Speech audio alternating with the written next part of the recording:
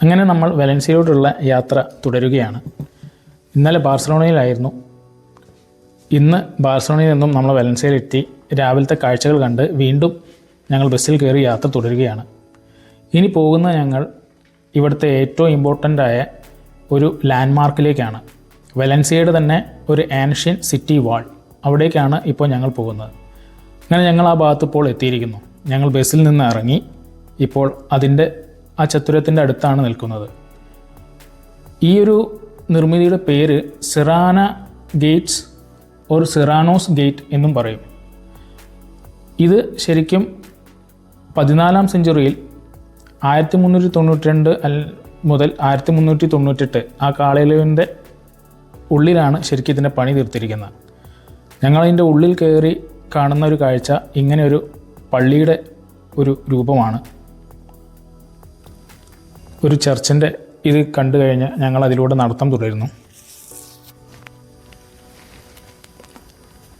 മനോഹരമായി ഒരുക്കി വച്ചിരിക്കുന്ന ഇന്നത്തെ ഒരു പഴയ നിർമ്മിതിയുടെ അതേ രൂപം അതേപടി എടുത്തു വയ്ക്കുകയും എന്നാൽ ആധുനികത്വം പോലെ ആൾക്കാർക്ക് ആസ്വദിക്കാൻ പറ്റാവുന്ന എല്ലാ രീതിയിലുള്ള കാഴ്ചകളും ഇവിടെയുണ്ട്.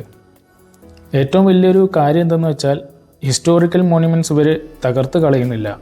അതിൽ തന്നെ പുതിയതായിട്ട് എന്തൊക്കെ കൊണ്ടുവരാം, അതായത് പഴമ ചോരാതെ പുതിയതായിട്ട് എന്തൊക്കെ കൊണ്ടുവരാം എന്നുള്ളതിൻ്റെ ഒരു കാഴ്ചയാണ് ഇവിടെ നമ്മൾ കാണുന്നത്.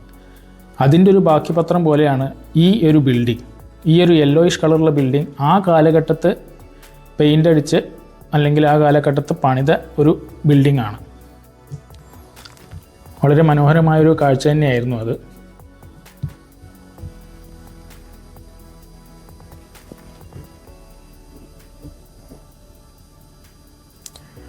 അങ്ങനെ ഞങ്ങൾ നടന്ന് ഇപ്പോൾ എത്തിയിരിക്കുന്നത് ഇവിടുത്തെ വലൻസിയ കത്തീഡ്രൽ, ബസിലിക്ക, ഒരു ഫൗണ്ടെയിൻ, ഇതെല്ലാം കൂടി ഒന്നു ചേരുന്ന ഒരു സ്ഥലത്താണ്.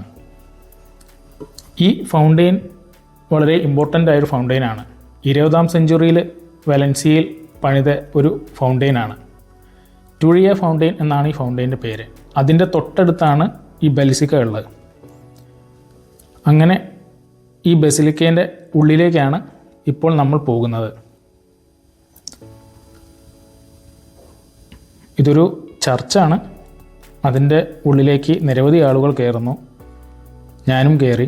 മനോഹരമായ ഒരു നല്ല നിർമ്മിതിയാണ് ആ ചർച്ച്. ഇതും ഫൗണ്ടെയിനുമെല്ലാം നമ്മുടെ ഈ ഒരു വലൻസിയയുടെ ഹാർട്ട് ഓഫ് ദ സിറ്റി തന്നെയാണ് ശരിക്കും സ്ഥിതി ചെയ്യുന്നത്. ഇതെല്ലാം ഇവിടുത്തെ ഒരു ലാൻഡ്മാർക്കും കൂടിയാണ്.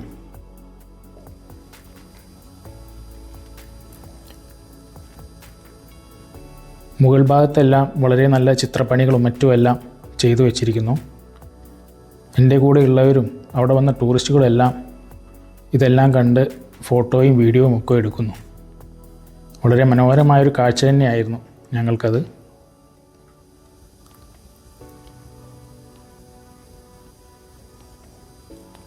ആ കാഴ്ചയ്ക്ക് ശേഷം ഞങ്ങൾ വീണ്ടും പുറത്തിറങ്ങി നടത്തം തുടർന്നു.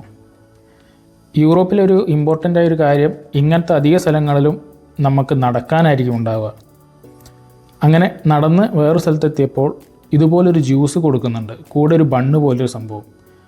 ഇത് നമ്മളുടെ ശരിക്കും പറഞ്ഞാൽ തേങ്ങയുടെ ഒരു ജ്യൂസാണ്.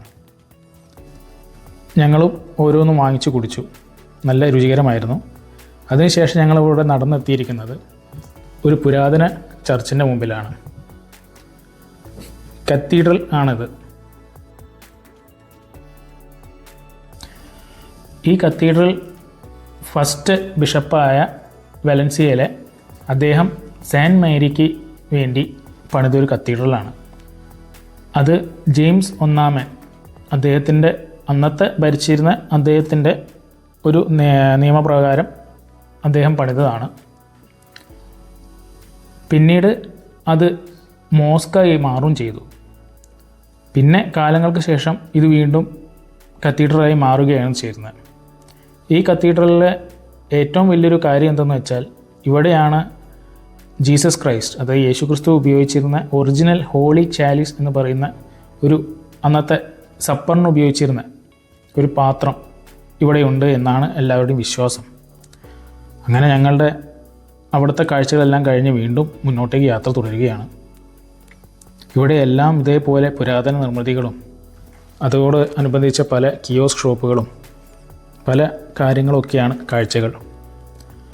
വളരെ മനോഹരമായ നടപ്പാതകളാണ്. ഇഷ്ടംപോലെ ഷോപ്പുകളുണ്ട്. ആൾക്കാർക്ക് ഷോപ്പിങ്ങും മറ്റുമെല്ലാം ചെയ്യാൻ പറ്റുന്ന ഷോപ്സ്, ശ്വാനന്മാരെ കൊണ്ട് നടക്കുന്ന ആളുകൾ. ഇവിടുത്തെ ശ്വാനന്മാർ അങ്ങനെ ആരും കണ്ടാൽ കുരക്കില്ല. ഭയങ്കര സൈലൻ്റായ ശ്വാനന്മാരാണ്. അതുപോലെ വണ്ടികൾ ഓടിക്കുകയാണെങ്കിൽ ആരും ഹോൺ അടിക്കില്ല. ഹോൺ അടിക്കുക എന്ന് പറഞ്ഞാൽ മുമ്പിൽ നിൽക്കുന്നവനെ ചീത്ത വിളിക്കുന്നു എന്നൊരു പ്രതീകമാണ് ഇവിടെ. അപ്പോൾ വളരെ അത്രയ്ക്കും പ്രശ്നം വന്നാൽ മാത്രമേ ഇവിടെ ഹോൺ അടിക്കുള്ളൂ. ഇപ്പോൾ ഞങ്ങളിവിടെ എത്തിയിരിക്കുന്ന പഴയ ഇവിടുത്തെ ഒരു മാർക്കറ്റ് പ്ലേസിലാണ്. ഇതൊരു പഴയ മാർക്കറ്റ് ഏരിയ ആയിരുന്നു.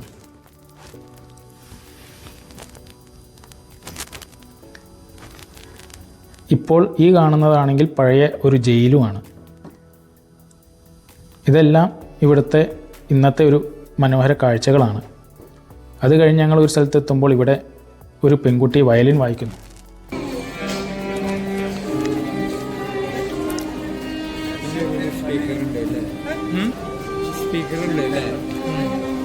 ഞങ്ങളിനി തിരിച്ചു നടക്കുകയാണ്. ചിലരെല്ലാവരും ഞങ്ങളുടെ കൂടെ വന്നവർ ചിലരെല്ലാം ഷോപ്പിംഗ് ഒക്കെ നടത്തിയിരിക്കുന്നു.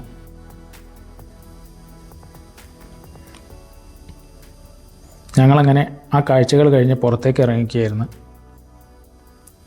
നിജോ ഞങ്ങളുടെ കൂടെ തന്നെയുണ്ട്. അങ്ങനെ ഞങ്ങൾ ബസ്സിൽ കയറി ഇപ്പോൾ എത്തിയിരിക്കുന്നത് ഇന്ന് വലൻസിയയിൽ നിൽക്കാൻ പോകുന്ന ഹോട്ടലിലേക്കാണ്. യൂറോ സ്റ്റാർ എന്നാണ് ഈ ഹോട്ടലിൻ്റെ പേര്. 4 സ്റ്റാർ ഹോട്ടലാണ്. ഇതുപോലുള്ള ടൂറിലെല്ലാം പോകുമ്പോൾ അധികവും 4 സ്റ്റാർ ഹോട്ടൽസ് മാത്രമേ ഇവർ ചൂസ് ചെയ്യുള്ളൂ.